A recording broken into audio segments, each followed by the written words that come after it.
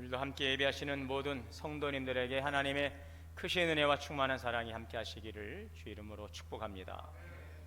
오늘은 맥주감사 주일입니다. 해마다 7월 첫 주일을 우리 교회에서는 맥주감사 주일로 드리고 있습니다.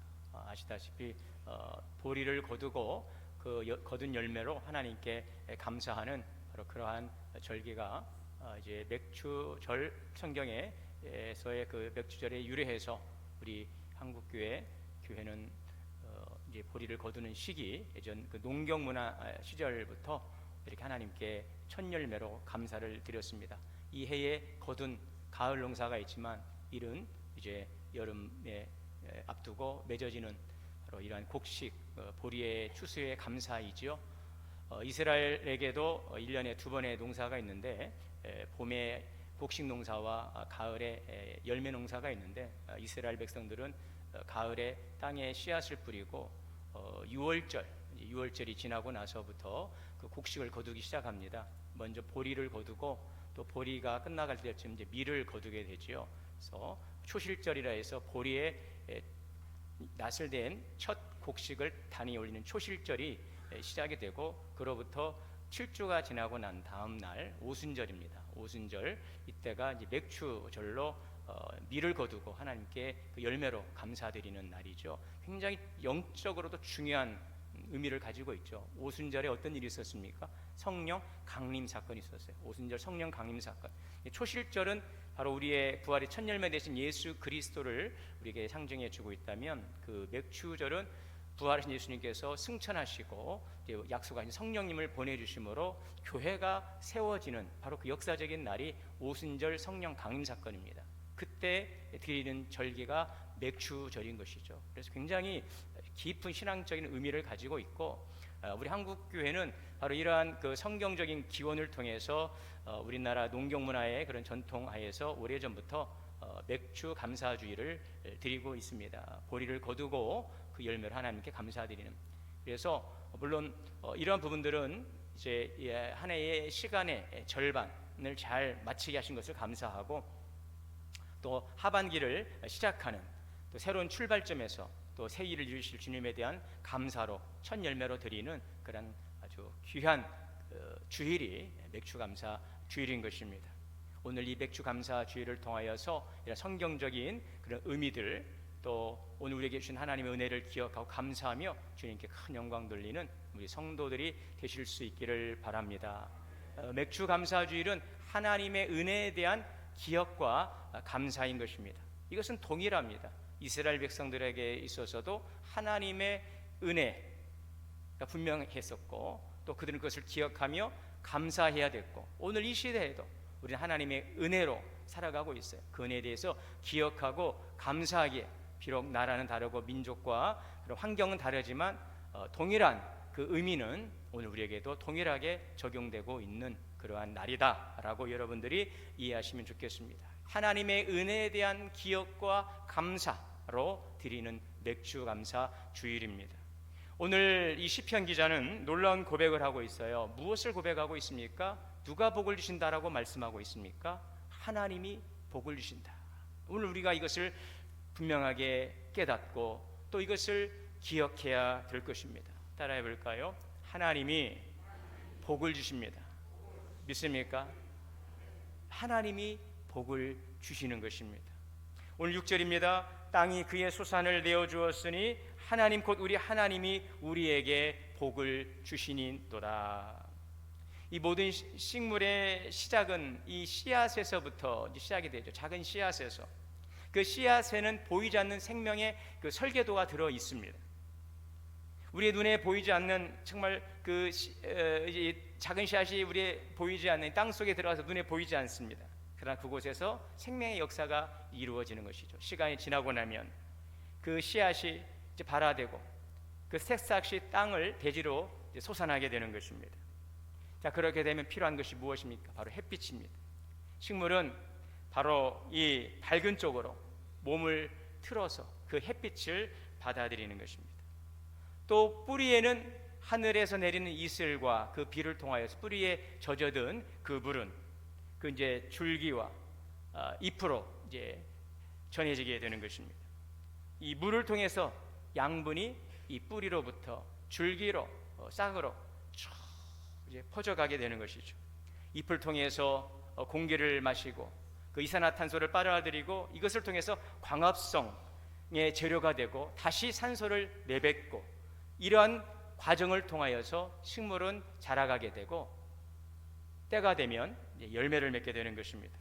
자, 이 모든 일들이 그저 그러한 자연스러운 당연한 일이 아니라 이 모든 만물을 창조하신 하나님의 섭리 가운데서 운영되고 있다는 사실을 우리는 믿습니다. 그런데 하나님의 섭리와 이 참 절묘한 이 운영은 이런 식물에만 적용되는 것이 아니라 오늘 바로 우리의 모든 삶에도 동일하게 적용되고 있다는 사실을 우리는 잊지 말아야 하겠습니다. 우리의 삶 전체 일상의 순간들이 하나님의 섭리 가운데 있는 것입니다. 이 모든 것들의 근원은 바로 하나님이신 것입니다. 창세기 1장 28절에 보면 하나님께서 인간을 창조하시고 그들에게 주신 것이 바로 복이라고 말씀하고 있습니다. 하나님이 그들에게 복을 주십니다. 첫사람에게 복을 주셨어요. 생육하고 번성하여 땅에 충만하라. 하나님은 모든 것에 복의 근원 되심을 선포하고 계시는 것입니다. 복은 우리 인간의 공로에 의하여 주어지는 것이 아닙니다. 하나님의 그 창조 질서 안에서 하나님의 섭리 안에서 위로부터 내려온다는 사실을 우리는 기억해야 되겠습니다. 하나님은 이 복을 예수 그리스도 안에서 온전히 누릴 수 있도록 우리에게 그 아들 예수 그리스도를 이 땅에 보내주셨어요. 에베소서 1장 1절에 찬송하리로다. 하나님 곧 우리 주 예수 그리스도 아버지께서 그리스도 안에서 하늘에 속한 모든 신령한 복을 우리에게 주셨다라고 증거하고 있는 것입니다. 하나님은 모든 인류에 동일한 복을 주셨으나 그 복을 누리지 못하는 하나님과의 막힌 이 관계를 회복함으로 하늘의 온전한 복을 누릴 수 있도록 예수 그리스도를 이 땅에 보내주시고 예수 그리스도를 통하여 이 신령한 모든 복을 누리게 해 주신 것입니다. 죄사함의 은혜입니다. 우리가 아직 죄인 되었을 때에 그리스도께서 우리를 위하여 죽으심으로 하나님께서 우리에 대한 당신의 사랑을 확정하시고 우리는 그 주님의 사랑 안에서 하늘의 신령한 복을 누리게 되었어요. 하나님의 자녀가 되는 은혜도 주셨습니다. 영접하는 자 곧 그 이름을 믿는 자들에게는 하나님의 자녀가 되는 권세를 주신 것입니다. 영원한 생명의 은혜도 주신 줄 믿습니다. 하나님의 은사는 그리스도 예수 안에 있는 영생이라. 우리의 구원은 단지 이 땅에서만의 끝나는 구원이 아니라 죽음을 넘어 영원한 생명, 천국의 소망을 주는 영원한 생명의 은혜인 것입니다. 또한 지금은 보혜사 성령님을 우리 가운데 보내주셔서 내주하시고 역사하시며 우리를 이루하시고 또 격려하시고 때로는 깨닫게 하시면서 예수 그리스도를 통하여 주시는 이 구원의 풍성한 은혜와 복을 누릴 수 있도록 성령께서는 오늘 우리와 함께 하시며 우리의 발걸음을 인도해 주시는 줄 믿습니다. 여러분, 그러므로 기억하십시오. 모든 것이 하나님의 은혜입니다. 하나님이 복을 주십니다. 참된 복은 하늘로부터 내려온다는 사실, 그 복을 그리스도 예수 안에서 오늘 우리가 누리게 되었다는 이 분명한 사실을 깊이 깨닫고 감사하는 저와 여러분이 될 수 있기를 바랍니다. 그러기에 우리에게는 이미 주신 이 완전한 복을 통하여 이루 가실 주님의 일들을 기대하기에 우리는 지금 이 기다림의 시간도 하나님의 축복의 기회이고 은혜의 선물임을 믿으시기를 바랍니다. 땅이 그의 소산을 내어주었다 그랬어요. 땅이 열매를 맺습니다. 그런데 그 땅이 열매를 맺기까지는 오랜 시간이 필요한 것입니다. 뜨거운 태양이 내리쬐고 가뭄으로 땅이 갈라지고 벼가 타 들어가기도 합니다. 비가 안 오면 어쩌나, 저 벼가 다 타버리면 어쩌나, 정말 속이 타들어가는 심정으로 농부는 들판을 바라봅니다. 그러다가 또한 모진 비바람이 불어옵니다. 겨우 고비를 넘기고 나니까 태풍으로, 홍수로 벼가 쓰러지고 저러다가 벼가 물에 잠겨 다 썩는 것은 아닌가 염려가 찾아옵니다. 그런데 그러한 과정, 이 고비고비를 지나고 나서 땅은 마침내 그 소산을 내어 놓습니다. 그러므로 시편 126편 5절에 눈물을 흘리며 씨를 뿌리는 자는 기쁨으로 거두리로다. 울며 씨를 뿌리러 나가는 자는 정녕 반드시 기쁨으로 그 곡식단을 가지고 돌아오는 것입니다. 이것을 이루어 가시는 분이, 이를 지어 성취하시는 분이 복의 근원 되시는 우리 하나님이심을 믿습니다. 그러므로 지금 눈에 열매가 없더라도 여러분, 하나님의 약속은 지금도 이루어져 가고 있고 지금도 진행 중에 있다는 사실을 우리는 알아야 되는 것입니다. 하나님이 주시는 복은 지금 눈에 보이는 현실이 아니라 신실하신 하나님의 약속으로 주어진다는 사실을 우리는 믿어야 되는 것입니다. 이것이 믿음인 것입니다. 지금 오늘 내 손에 쥐어진 것으로 내가 복이다 라는 것이 아니라, 오늘 현실 속에 내 손에 쥐어진 것으로 이것이 복입니다 라는 것이 아니에요. 하나님의 약속 안에, 그 반드시 이루실 약속 안에 내가 있음이 복이라는 사실을 기억하시기를 바랍니다. 히브리서 11장 1절입니다. 그러므로 믿음은 바라는 것들의 실상이요 보이지 않는 것들의 증거라. 선진들이 이로써 증거를 얻었느니라. 믿음으로 모든 세계가 하나님의 말씀으로 지어진지를 우리가 아나니 보이는 것은 나타난 것으로 말미암은 것이 아닙니다. 여러분, 이 모든 존재하는 이 피조 세계가 어느 날 저절로 있었습니까? 아니에요. 창세기 1장에 보면 땅이 혼돈하고 흑암이 깊음 위에 있었어요. 무의 절대 어둠과 절망의 시간에 하나님 말씀이 선포될 때에 놀라운 창조의 역사가 일어난 것입니다. 오늘 존재하는 이 모든 것들은 그저 어느 순간에 저절로 생겨난 것들이 아니라 하나님의 창조의 역사를 통하여 일어나게 된 것입니다. 하나님의 말씀 안에서 보여지는 세계가 나타난 것입니다. 보이지 않지만 살아 역사하시는 영원하신 하나님께서 말씀을 통하여 이 보여지는 세계가 이루어지는 거예요. 그래서 믿음은 그 하나님을 바라는 것입니다. 그럴 때 그 바람은 우리에게 실제가 되는 것입니다. 우리의 기대는 보이지 않는 하나님을 믿음으로 반드시 그 증거로 확증하게 되실 것입니다. 할렐루야. 그러므로 보이지 않지만 창조주 하나님의 말씀으로 이루어가는 하나님의 경륜과 섭리를 깨닫고 오늘도 그 믿음 안에 살아가는 복된 삶이 될 수 있기를 바랍니다. 기다림의 시간도 은혜의 시간입니다. 기대하는 시간이에요. 장차 이루어질 일을 기대하는 그 기대감이 여러분 얼마나 큽니까? 무언가 좋은 일을 계획하고 그 일을 이루는 날까지 기다리는 그 시간은 정말 설레임의 시간이에요. 그것은 반드시 이루어질 일인 것을 우리가 알기 때문에 우리는 그 날을 기다리는 것입니다. 이것이 바로 믿음인 것입니다. 그래서 유진 피터스는 그의 책 다윗의 현실에 뿌리박은 영성이라는 책에서 이런 이야기를 했죠. 우리는 광야로 들어간다. 광야는 우리가 위협과 죽음에 직면하는 것입니다. 그러나 맞이하는 태도에 따라서 하나님의 위대한 신비와 삶의 특별한 소중함에 직면하는 것, 그것을 경험하는 것이 광야라는 사실을 아시기를 바랍니다. 지금은 7월 이제 새벽 묵상을 요한계시록으로 우리 함께 하고 있어요. 요한계시록은 우리는 두려움의 책이다, 어려움의 책이다, 이렇게 잘못 이해하고 계시는 분들이 있어요. 그러나 여러분, 하나님의 말씀은 어느 말씀이든 두려운 말씀이 아니에요. 우리에게 주는 언약이며 약속이며 소망인 줄 믿으시기를 바랍니다.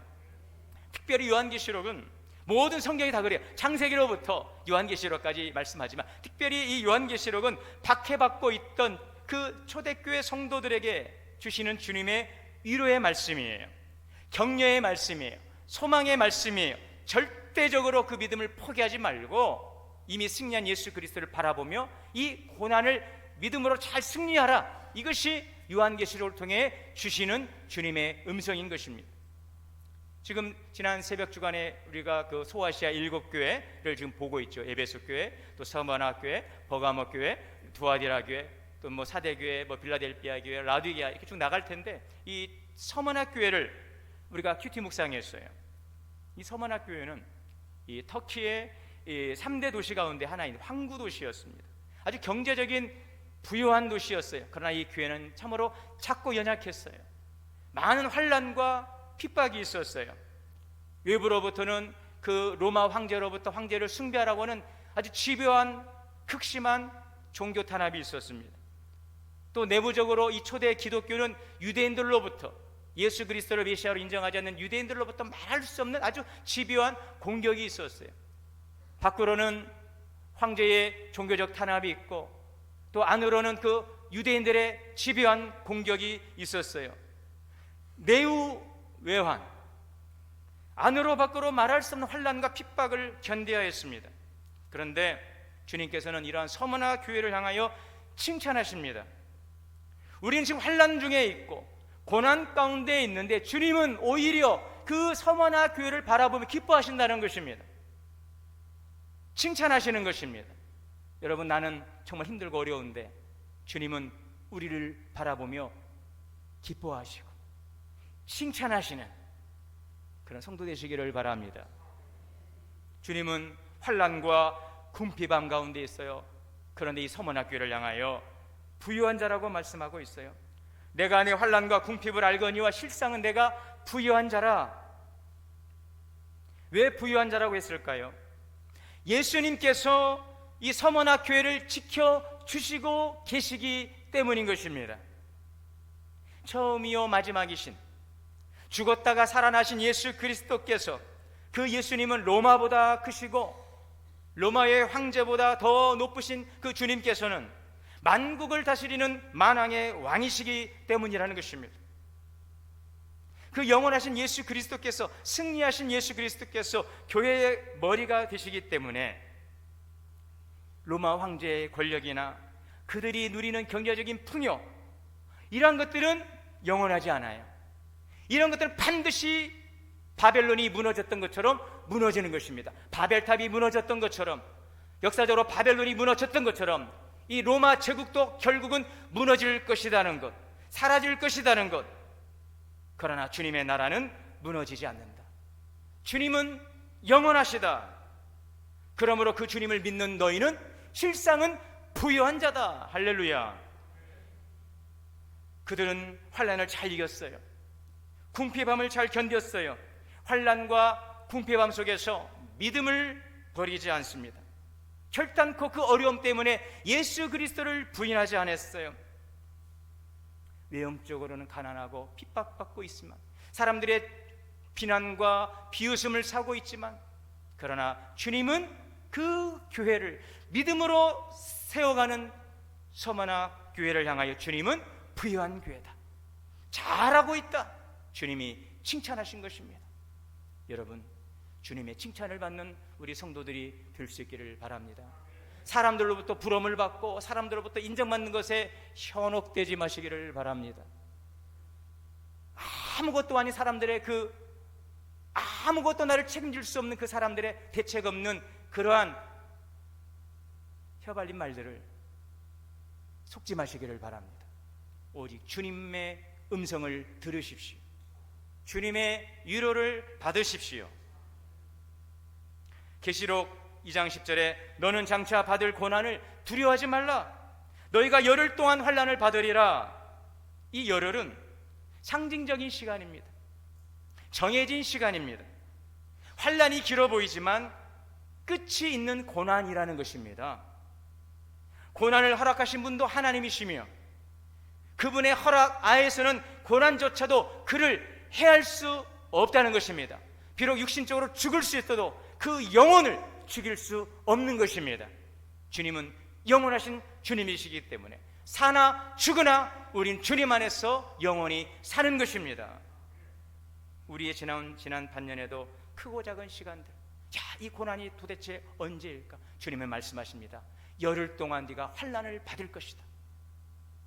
이 말씀은 그 환난은 기간이 정해져 있다는 거예요.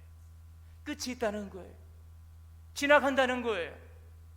주님이 그 환난 속에서 우리를 끝까지 지켜주시겠다는 것입니다. 건강에 문제가 있습니다. 경제적인 어려움이 있습니다. 관계적인 문제가 있습니다. 그러나 열흘의 시간이 지나면 끝난다는 거예요. 그러면 시간이 저절로 그것을 해결해 줄까요? 그렇지 않습니다. 그러하기에 너희는 죽도록 충성하라.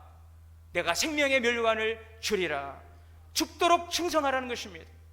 그 마음을 변치 말고, 그 신실함을 변치 말고, 주님을 배반하지 말고, 주님을 떠나지 말고, 원망하지 말고 그 믿음을 잘 지켜가라는 것입니다.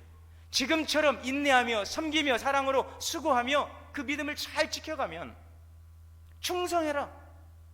여러분, 그 기간이 차야 되는 거예요. 누구에게는 열흘이 20일처럼, 누구에게는 열흘이 20년처럼 느껴질 수도 있어요. 하나님의 시간은 그냥 견딘다고 버틴다고 해결되는 문제가 아니에요. 여러분, 때를 쓰면서 버틴다고 해서 되는 문제가 아니에요. 우리가 하나님 앞에 나아가야 되는 것입니다. 하나님을 붙들어야 되는 것입니다. 기도해야 되는 것입니다. 기도로 승리해야 이루어지는 멸류관인 줄 믿습니다. 멸류관이에요. 승리의 멸류관, 스테파노스, 승리한 자들에게 주어지는 멸류관이에요. 여러분, 그 고난을 이기십시오. 그냥 버티는 것으로 끝내지 마시고 이기는 자가 되시기를 주의 이름으로 축원합니다. 이겨야 돼요. 그런 사람들이 이기지 못합니다. 포기해버려요. 시간이 지나갑니다. 아무 일도 없는 것처럼, 아무 일도 없는 것처럼. 그러나 그 순간 우리는 더 다운되어 있고 우리의 믿음은 정체되어 있는 것입니다. 여러분, 이기심으로, 승리하심으로 멸류관을 받을 수 있기를 바랍니다. 이 환난의 시간을 그저 탄식하며 울면서 원망하며 보내지 마시고 해결 받으시기를 바랍니다. 주님 안에서 해결 받으시기를 바랍니다. 저는 그게 참 너무나도 안타까운 부분들이에요. 여러분들이 해결 받을 수 있어요. 그 문제를 가지고 진정성을 가지고 주님 앞에 나와서 주님, 이 열흘의 시간 견디고 이기기를 원합니다. 단지 지나가는 시간이 아니라 견뎌 이김으로 승리의 멸류관을 받기를 원합니다. 주님, 어떻게 해야 내가 이 환난을 이길 수 있습니까? 어떻게 해야 내가 이 고난을 이기고 주님이 잘했다 칭찬 들을 수 있습니까? 여러분, 고난을 통해서도 책망받는 사람이 있고 고난을 통해서도 칭찬받는 사람이 있어요. 그 성도가 이긴 자인 것입니다. 여러분, 그냥 저절로 되는 건 없어요. 눈물로 씨를 뿌리는 것입니다. 울더라도 나가서 씨를 뿌릴 때에 정령 반드시 기쁨으로 그 단을 거두게 됨을 믿으시기를 바랍니다. 서문학교회는 환난과 궁핍함 속에서도 믿음을 지켰어요. 주님 앞에 충성했어요. 그 마음이 변치 않았어요. 배반하지 않았어요. 포기하지 않았어요. 로마서 8장 28절에 하나님을 사랑하는 자, 곧 그의 뜻대로 부르심을 입은 자들에게는 모든 것이 합력하여 선을 이루는 것입니다. 지금 내 주변의 일들은 보면은요, 도대체 무슨 그림인지 알 수가 없어요. 다 조각질이 흩어져 있습니다. 도대체 뭐가 뭔지 모르겠어요. 뭐 가정의 문제, 또 어떤 직장의 문제, 또 재정적인 문제, 집안 형제들의 문제, 그냥 내 사람들과의 문제, 모든 것들이 막 너무 널브러져 있는 거죠. 도대체 이게 그림이 안 나와요. 현적이 안 나와. 한마디. 어떻게 이것을 어디서 수습할지 알지 못해요. 여러분, 지금은 흩어진 조각처럼 보이지만 하나님은 그 조각들을 모아서 작품을 만들어 가고 있는 것입니다.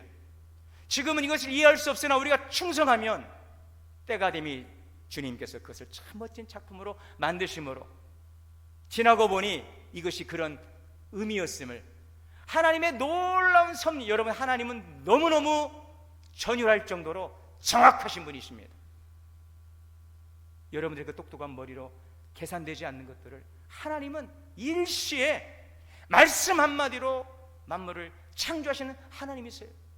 저는 그것을 너무나도 확실하게 경험했어요. 그것을 경험한 사람들이 여러분 바로 복된 삶인 것입니다. 이긴 자인 것입니다. 이기시기를 바랍니다. 이사야 43장 2절에 내가 물 가운데 지날 때 내가 너와 함께 할 것이라. 강을 건널 때 물이 너를 침몰치 못할 것이며 네가 불 가운데 지날 때라도 타지 않을 것이요 불꽃이 너를 사르지 못하리라. 우리는 물 근처에도 가기 싫어요. 불타는 곳은 쳐다도 보기 싫어요. 다 피해 다니려고 하는데 꼭 가는 곳마다 물길로 인도하시고 가는 곳마다 막 불이 타오르는 거예요. 주님, 도대체 왜 이렇게 나를 괴롭히십니까? 좀 피해가고 싶은데, 좀 다른 길로 돌아가고 싶은데, 가면 또 물이 있고 또 가다 보면 불타는 길이 있고. 주님은 뭐라고 말씀하세요? 피하지 마라, 도망 다니지 마라, 지나가라. 물 가운데로 지나가라. 홍해를 지나가지 않습니까, 여러분? 할렐루야. 여러분, 도망 다니지 마십시오. 대면하시고 싸워 이기시기를 바랍니다. 주님은요, 도망가는 삶을 원치 않아요. 지나가. 내가 홍해에서 역사할게. 돌아가지 마, 포기하지 마. 그래서 이사야 43장 2절에 보니 네가 물 가운데 강을 건널 때 강이 너를 침몰치. 할렐루야. 같이 합시다. 제가 그 기도 그렇게 많이 하시는데, 강이 너를 침몰치, 물이 너를 침몰치 믿습니까? 불꽃이 너를 사르지 못하리라. 아멘. 지나갈 수 있어요. 강도 건너고 물에 잠길 수도 있고 뜨거운 불길을 지나갈 수 있지만 하나님께서 사드락과 메삭과 아벳느고를 불꽃 가운데 지켜주시는 것입니다. 중요한 것은 거기에 강이 있냐 불길이냐가 중요한 것이 아니라 물이 너를 침몰치 못하고 불꽃이 너를 사르지 못하게 하신다는 것입니다. 인도하시고 지나가게 하시고 물을 내시고 먹이시는 하나님. 왜요? 이는 다 신명기 8장 16절에 너를 시험하사 마침내, 따라합시다, 마침내 내게 복을 주려 하심이라. 그러므로 여러분, 마지막은 결론입니다. 그러므로 범사에 감사하시기를 바랍니다. 범사에 감사라. 이것이 그리스도 예수 안에서 너희를 향하신 하나님의 뜻이니라. 아멘. 제가 오늘 2부 예배 때 장로님 기도 듣다가 이 말씀을 넣어야 되겠다. 제가 오늘 기도 가운데 이 기도, 데살로니가전서 5장 18절 말씀이 기도 가운데 있어서 제가 3부 예배 때 이 본문을 넣었어요. 그래, 자, 따라합시다. 범사에 감사하라. 이것이 우리를 향하신 하나님의 뜻인 줄 믿습니다. 감사라고. 하나님 감사해. 이런데도요, 그래도 감사해. 저는 지난 주간에 아주 가슴 철렁한 일을 경험했어요. 제 딸아이가 사랑니 통증이 심해서 오전에 병원에 갔어요.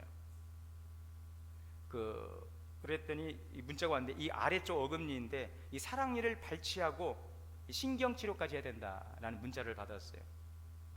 그래서 저는 뭐 그런가 보다 했죠. 우리 교회를 보고 잊어버렸는데 오후에 일이 있어서 차를 운전하고 가는데 저희 집사람한테서 문자가 왔어요. 운전하는데 띵동 오길래 제가 이렇게 봤죠. 뭐지? 봤는데 문자가 왔는데 하은이 지혈이 안 돼. 20분 후 죽을 수 있대. 여러분도 놀랬죠? 문자가 이게 뭐지? 가슴이 철렁. 20분 후에 죽을 수 있대. 지혈이 안 돼. 제가 그래서 어금니 아래쪽은 굉장히 위험하다는 얘기를 들어서 아무 데서나 하지 않고 전문 병원이 있대요. 그래서 제가 놀래서 갓길에 차를 딱 주차를 했어요. 다시 막 떨린 손으로 이게 뭐지? 문제를 딱 확인했어요. 다시 보니까 그 문자가 이랬어요. 하은이 지혈이 안 돼. 20분 후 죽 먹을 수 있대. 그러니까 오전에 발치하고 오후에 이게 피가 멈추려 하니까 음식을 못 먹고 있는 거예요. 그래서 20분에 죽을 먹을 수 있다는 걸 저는 운전하다가 20분 후에 죽을 수 있대. 제가 어금니를 알기 때문에 아래쪽이 굉장히 위험하다는 얘기를 들었어요. 그 뒤로 여러분 모든 근심이 싹 사라지더라고요. 할렐루야. 주님 감사합니다. 인생 뭐 있어? 죽 먹을 수 있으면 됐지. 여러분에게 주어진 소중한 것들을 감사하시기를 바랍니다. 지금 이곳에서 사랑하는 이들과 제가 우리 아까 권사님 장로님 모셔서 기도해드리라고 무릎 꿇고 기도하다 이렇게 무릎 꿇고 기도했는데 일어나려니까 몸이 막 여기저기서 우두둑 막 그러는 거예요. 아이고 그래. 그랬더니 우리 옆에 있던 우리 권사님 목사님도 허리 아프세요? 그래. 저도 아파요. 그러려니 하고 목사님 아주 그냥 관리도 잘하시고 하나도 안 아플 것 같아요. 저도 아픕니다. 아프지요? 저도 아픕니다. 근데 그것을 그냥 그러려니 하고 감사하시기를 바랍니다. 2025년 전반기의 시간을 돌아보며 쉽지 않은 시간, 그러나 감사하십시오. 잘 견디고 이겨오셨고 앞으로도 주님이 함께 하심으로 넉넉히 이길 줄 믿습니다. 우리에게 복 주시는 하나님을 경외하고 찬양하며 살아가는 복된 인생이 되시길 주의 이름으로 축원합니다. 사랑과 은혜의 주님, 오늘도 감사로 주 앞에 나와 예배하며 모든 것 주의 은혜로 감사하며 하나님 주신 믿음 잘 지키고 승리하는 삶을 살아가게 하옵소서. 예수님의 이름으로 기도하옵나이다.